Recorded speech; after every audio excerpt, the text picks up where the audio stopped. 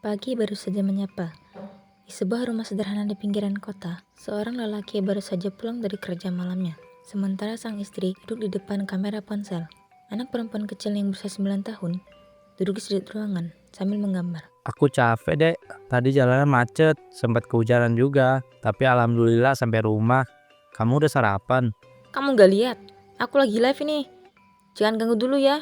Tuh kamera lagi nyala. Tapi kamu bisa jawab pelan-pelan kan? Aku cuma nanya, kamu udah makan apa belum? Ya kamu siapin aja sendiri dulu sarapan. Aku dari pagi belum makan karena sibuk ini. Live itu juga kerjaan, bukan main-main.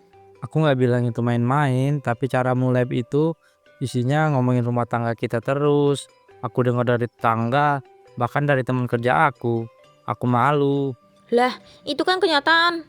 Orang-orang di luar sana perlu tahu. Kalau aku ini istri yang kuat, sabar, tapi suami gak bisa diandelin. Biar mereka belajar. Tapi kamu ceritain aib rumah tangga kita dek. Aku nggak pernah ngelarang kamu cari duit, tapi jangan gitu caranya. Kamu pikir aku senang ngomongin kamu di live? Enggak, tapi kamu gak pernah dengerin aku. Aku mau langsung gak didengar.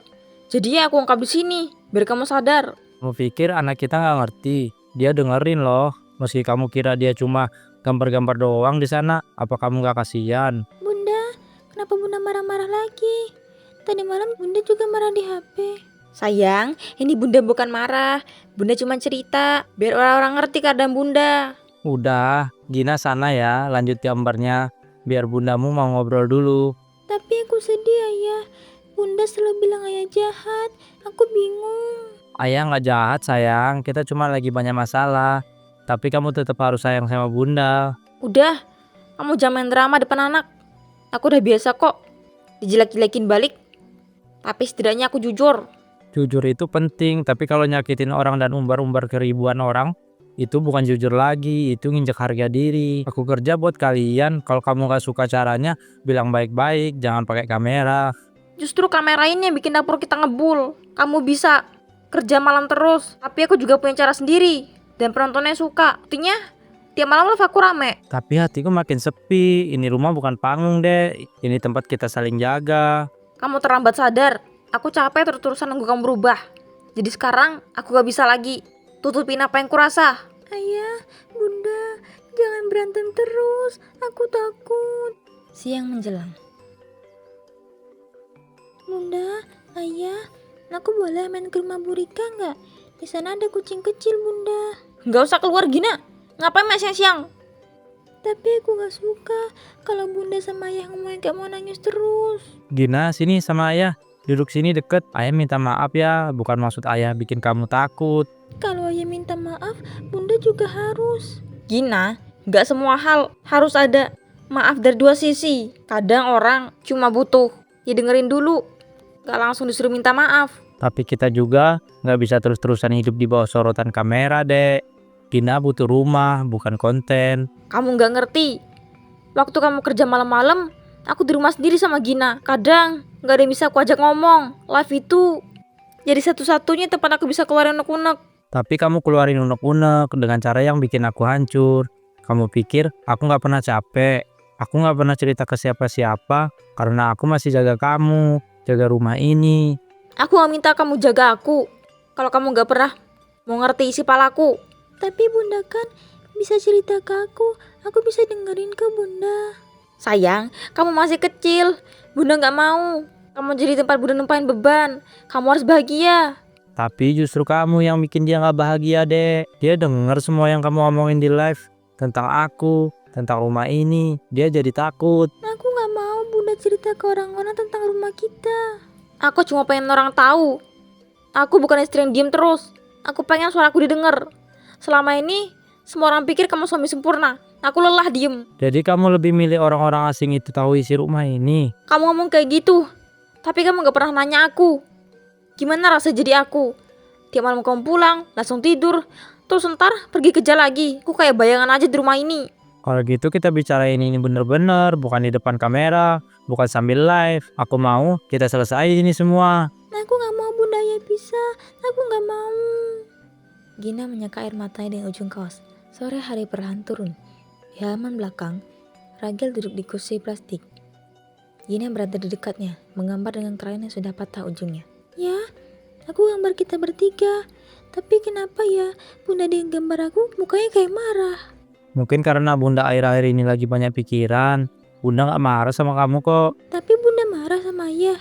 Ayah gak tahu pasti Gina, tapi kayaknya Bunda belum mau cerita. Kadang orang dewasa diem, bukan karena gak sayang, tapi bingung ngomongnya. Kalau Bunda bingung, kenapa gak ngobrol aja kayak aku sama Ayah sekarang?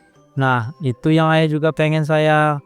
Tapi ngobrol harus dari dua sisi. Kalau satunya diem, satunya lagi cuma nebak-nebak. Dari pintu belakang, Larasmi berdiri sambil menggenggam ponsel. Jari-jarinya sibuk membuka notifikasi live, membalas 1-2 komentar. Wah, tadi viewer udah tembus 3.000, padahal cuma sore. Banyak juga yang minta aku bahas soal rumah tangga lagi. Mereka tuh ngerti aku. Beda sama di rumah sendiri. Bunda, aku gambar Bunda pakai baju merah kayak Bunda pakai pas live kemarin. Wah, iya. Itu baju yang cocok banget buat kamera. Followers Bunda juga bilang gitu. Tapi Bunda lebih suka kamera daripada aku ya. Lah, kamu ngomong apa sih? Gak ada hubungannya. Jangan aneh mikirnya. Gina cuma nanya deh, mungkin dia ngerasa kamu lebih banyak senyum ke kamera daripada ke dia akhir-akhir ini. Ya ampun, sekarang semuanya salahku. Aku senyum dibilang pura-pura. Aku ngomong, dibilang nyerang. Aku diem, dibilang nyindir. Mau gimana sih? Gak ada yang nyalahin kamu, kita cuma pengen kamu lihat. Gina butuh ibunya lebih dari sekedar penampilan di layar. Kalian tuh gampang banget ngehakimin. Aku tiap hari di rumah, ngurus ini itu. Tapi giliran aku buka suara dikit aja, langsung dibilang nyari perhatian. Aku juga manusia, bisa capek. Tapi kamu gak sendiri deh, capekmu itu bukan alasan buat bikin anak kita ngerasa kayak dia cuma penonton. Udahlah, aku udah cukup sabar. Dengar kalian berdua nyindir terus dari tadi. Aku mau masuk, besok ada collab sama selebgram parenting. Aku harus siapin topik. Tapi Bunda belum lihat gambar aku sampai selesai. Nanti aja Gina, Bunda capek. Bunda juga punya hidup, bukan cuma buat ngeladenin semua orang. Larasmi berjalan masuk tanpa menoleh lagi. Malam menjelang. Di ruang tamu, Ragil duduk sendiri di kursi rotan yang mulai reot. Sementara itu, dari dalam kamar, suara Larasmi terdengar. Hai bunda-bunda cantik di luar sana. Malam ini kita bahas soal peran istri dalam rumah tangga yuk. Tapi ingat, jangan mau dijajah ya. Kita punya suara, punya hak. Gina keluar dari kamar kecil sambil menyeret boneka kelincinya. Ayah, Bunda belum selesai ya? Belum sayang, Bunda masih sibuk live. Aku pengen tidur bareng Bunda malam ini. Ya udah, Ayah temen dulu ya. Nanti kalau Bunda udah selesai kita panggil. Tapi Bunda tiap malam kayak gini terus. Kalau nggak live ya balas komentar. Aku kayak nggak punya Bunda. Gina tetap punya Bunda kok. Kadang orang dewasa susah bedain mana yang penting dan mana yang paling penting. Bunda kayak nggak lihat aku. Aku udah gambar banyak. Bunda nggak lihat satu pun. Gambar kamu Ayah simpen kok. Nanti kalau Bunda nggak sibuk kita kasih lihat bareng-bareng ya. Suara dari kamar makin nyaring. Larasmi tertawa kecil di depan kamera. Ayah, Bunda lebih milih orang lain ya. Enggak sayang, Bunda cuma belum sadar. Kadang yang paling deket justru sering dilupain duluan. Kalau aku pergi, Bunda bakal cari aku nggak? Ayah pasti cari kamu, Bunda juga. Mungkin dia butuh waktu lebih lama buat merasa kehilangan. Suami itu bisa jadi sandaran, bukan malah nyuruh istri diem waktu istri ngeluh. Kita bersuara, ya kan Bunda? Ayah, kalau aku besar, aku boleh live juga nggak? Boleh kok sayang, tapi pastiin ya, yang kamu bagi itu bukan hal yang gak boleh dibagi ya. Pagi datang, Gina duduk di bangku kecil. Sarapan roti yang habis sejak tadi. Ya, Bunda belum bangun. Belum, kayaknya semalam dia lab sampai larut. Aku pengen pamit ke Bunda sebelum berangkat sekolah. Nanti Ayah coba bangunin ya, tapi jangan kecewa kalau Bunda gak langsung keluar. Aku udah biasa kok. Gina udah hafal doa pagi kan? Udah, yang Bunda ajarin dulu. Tapi sekarang Bunda gak pernah dengerin aku baca lagi. Gak apa-apa, yang penting kamu tetap ingat suatu saat mungkin Bunda bakal kangen denger kamu baca doa itu. Tiba-tiba pintu kamar terbuka. Larasmi muncul dengan mata masih sembab. Bunda, aku mau berangkat sekolah. Iya, hati-hati ya. Tapi aku pengen nunjukin gambar aku lagi yang kemarin. Nanti aja. Bunda masih pusing banget pagi ini. Yuk Ayah antar, gak usah nunggu lagi. Bunda tuh sayang aku gak sih? Sayang kok, udah ya. Ayo sekarang berangkat sekolah.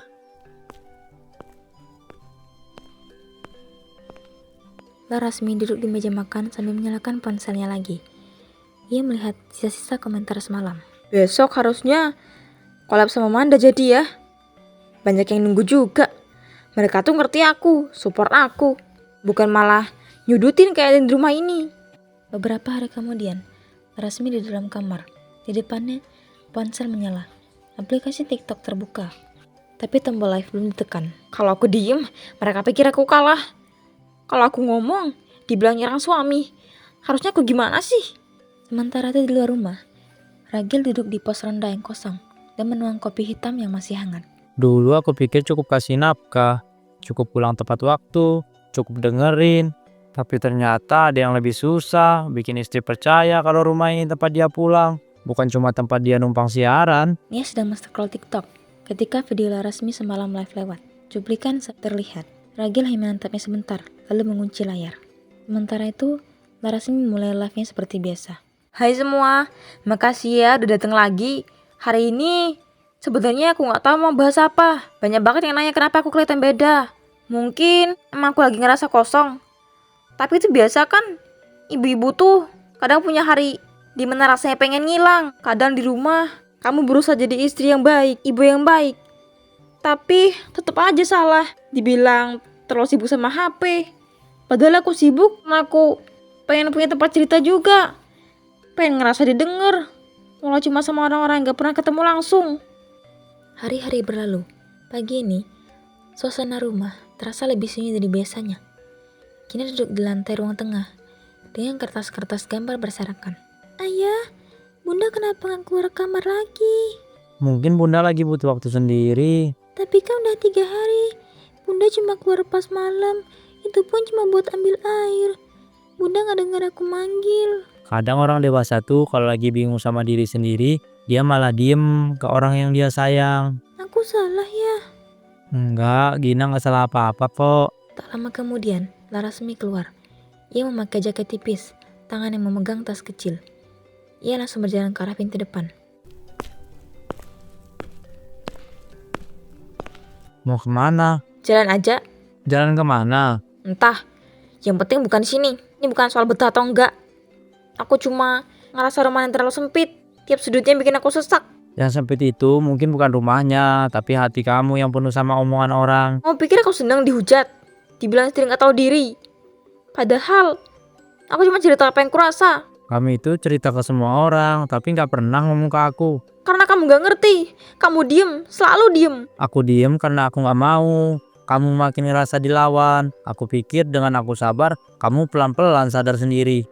Salah, yang kamu anggap sabar, buat aku itu dingin. Kayak aku tuh gak penting. Suasana menegang. Gina berdiri di balik dinding. Bunda, jangan pergi. Pintu ditutup pelan oleh Larasmi. Malamnya, rumah sunyi.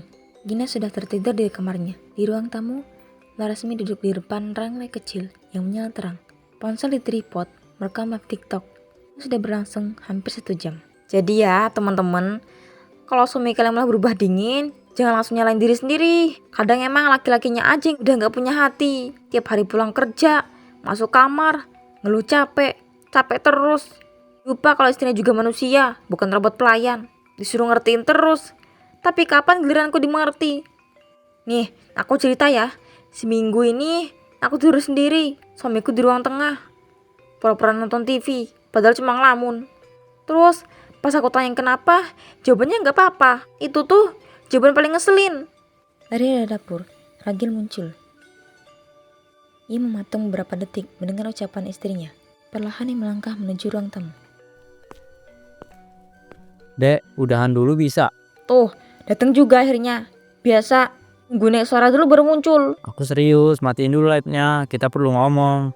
Kita bisa ngobrol di sini sekarang. Biar kalian semua orang tahu siapa kamu sebenarnya. Ini rumah kita, Dek. Masalah kita bukan konsumsi orang-orang yang nggak tahu apa-apa soal kita. Gak tahu. Justru mereka yang lebih dengerin aku, lebih dari kamu. Aku dengerin kamu, tapi kamu selalu ngomong pas aku letih. Pas aku baru masuk rumah, nggak semua hal bisa langsung dijawab detik itu juga. Selalu ada alasan. Capek lah, pusing lah, sibuk lah. Kapan kamu benar-benar ada? Aku ada deh, tiap hari aku kerja buat rumah ini, buat Gina, buat kamu juga. Gina justru lebih butuh ayah yang hangat daripada dompet tebal. Gak usah seret Gina ke dalam ini. Dia tidur di kamar, dan kamu malah teriak-teriak di sini sama orang yang bahkan gak kamu kenal. Setidaknya mereka bikin aku ngerasa gak sendirian. Tapi kamu sebenarnya sendirian deh. Kamu sendiri yang bikin tembok tinggi buatku masuk. Kalau kamu beneran peduli, kamu bakal usaha. Aku cuma mau kita ngobrol baik-baik. Gak usah sabar. Aku tahu, kamu juga capek sama aku. Iya, aku capek, tapi bukan karena kamu cerewet. Bukan juga karena kamu lab tiap malam. Aku capek karena kamu gak mau lagi lihat aku sebagai partner. Karena kamu udah gak pantas. Aku anggap partner. Aku masih di sini, aku belum pergi. Tapi kalau kamu terus begini, aku takut suatu saat aku gak punya alasan buat bertahan. Pergi aja kalau emang itu yang kamu mau. Kamu yakin mau ngomong itu di depan anak kita nanti? Hening sesaat. Larasmi hanya terdiam. Ia menatap layar ponsel, lalu menekan tombol untuk mengakhiri live. Aku gak pengen rumah ini hancur. Cuma karena sibuk cari penonton daripada saling dengar. Gak semua orang kuat ngomong empat mata. Ada yang cuma bisa jujur kalau lagi ditonton. Tapi rumah tangga bukan cuma panggung. Larasmi mengalihkan pandangan. Ragil menghela napas pelan, lalu duduk di ujung sofa. Hari Minggu tiba. Larasmi sedang bersiap live TikTok seperti biasa dengan ponsel. Gina duduk tak jauh darinya. Matanya masih merah karena emosi yang belum reda sejak kemarin. Hai semuanya, selamat pagi ya. Semoga kalian lebih beruntung dari aku yang harus hidup sama laki-laki penuh kepura-puraan. Aku gak bisa pura-pura bahagia lagi. Semalam kalian lihat kan, suamiku konfrontasi. Dia pikir bisa bikin aku diem, tapi justru makin jelas aku harus lebih bersuara. Selama ini aku tahan, tapi gak ada manusia yang kuat terus-terusan dianggap gak ada. Bunda, Gina lapar. Nanti nak, bunda lagi kerja. Nih ya, buat yang baru gabung, suami aku itu diem-diem tapi penuh tekanan. Dia gak pernah marah, tapi justru itu yang bikin aku ngerasa sendirian banget. Tiap malam, aku ngomong kayak ke tembok. Bahkan kalau aku mau nangis pun, dia cuma duduk diem. Mana hatinya? Langkah Ragil terdengar dari arah kamar. Sudah siap dengan pakaian kerjanya. Namun ia terhenti saat mendengar ucapan istrinya lagi di live TikTok. Ia melihat Gina duduk menggenggam perut kecilnya. Gina udah makan belum? Belum, Ayah. Ayah bikin roti ya, bentar. Lihat kan, sekarang sok perhatian. Tapi kemarin diem, beku, kayak gak punya perasaan. Dek, Diem aja kamu, biar aku selesaiin semuanya di sini. Di depan semua yang mau denger, bukan yang pura-pura denger. kamu sadar gak sih? Kamu lagi nyeret anak kita juga ke dalam semua ini. Aku sadar, justru karena sadar aku marah. Karena anak kita punya ayah yang cuma bisa sembunyi di balik diem. Aku gak sembunyi, Dek. Aku cuma gak mau kita berantem terus. Aku pikir kamu cuma butuh waktu, tapi ternyata kamu butuh penonton, bukan suami. Iya, aku butuh orang-orang yang mau denger. Karena kamu gak pernah denger. Aku denger, setiap malam aku denger kamu ngomel, nyindir, teriak.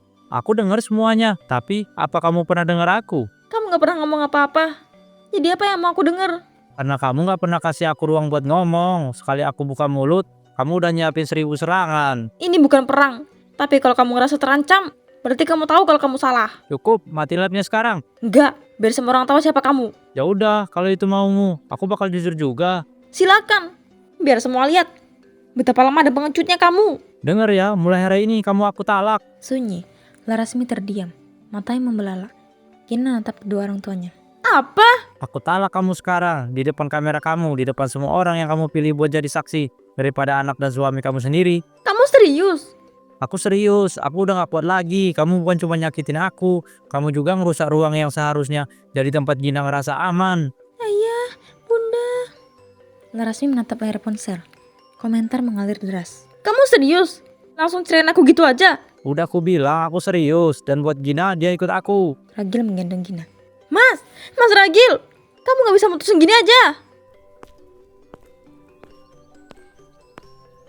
Sejak saat itu, Larasmi akhirnya menghadapi konsekuensi dari perbuatannya sendiri, kehilangan suami dan juga anaknya sekaligus.